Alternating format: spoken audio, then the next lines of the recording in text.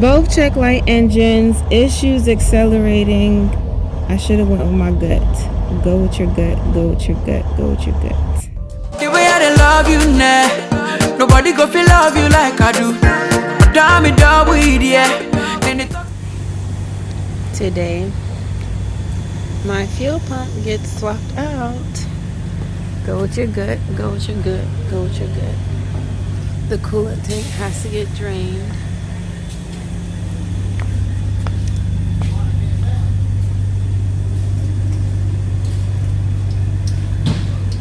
We working hard or hardly working? A little both. How are we today? Almost there. Yeah. See, this is the part you would have had fun trying to take apart here. I asked him, was this something I could have did myself? But he said the fuel filter housing and the pump, taking it out, is rough. So in order to remove your pump, as y'all can see in that little section there, it's best to take apart the fuel filter housing, all your fuel lines, make sure you drain your coolant, and I'm pretty sure other people do things differently. So this particular pump came out of Cartersville, Georgia, and the price ended up being $1,068.89. Please, please, please do not purchase the fuel quantity control valve or fuel metering valve, as y'all can see in the arrow pointed, separately, because you will waste $650 to $700 on that part when you should get the whole assembly when it makes more sense. Do your own research always. Everyone's symptoms will vary. My first and biggest indicator was my fuel pressure didn't want to exceed past 325. When it was replaced, ended up going past 900.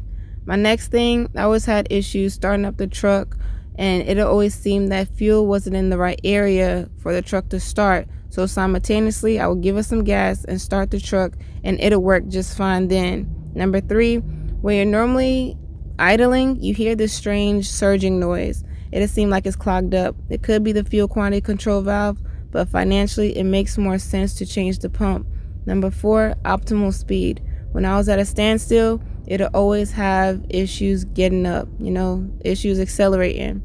The next thing, loss of power. When I would be extending on certain loads, heavier loads, it always seemed like it didn't have enough power to go, but it ended up working out. So Mr. Pleasant allowed me to shadow him for most of the work. He was eager to teach me, definitely, and from what I witnessed, I can see his biggest struggle was taking the pump out, because the pump is gear driven, so you have to tread carefully, and even when you're putting it back in, you have to make sure the gears are aligned with each other. So the fuel filter housing he's replacing now, and I know for a fact that once everything was completed, I try to notate everything mentally, because I'm trying to work on my next pump in the future, okay? Some people may experience a strange, loud ticking noise. And when I kept on placing emphasis on go with your gut, when my high pressure fuel lines gave out on me from my first breakdown, I did my research. I went straight online and started figuring out what it could be, what could the culprit be. And for those who don't know, the fuel pump is the heart of the fuel system. So that's why I was so willing to change the fuel pump. But I started to get skeptical about it because of the price, the labor, and who to trust to actually do the work. So I held out. I know, the biggest mistake I made. So now he's almost complete. And again, he was eager to show me most of it. So yeah. My truck doesn't make a weird surging noise at all from changing the whole entire fuel.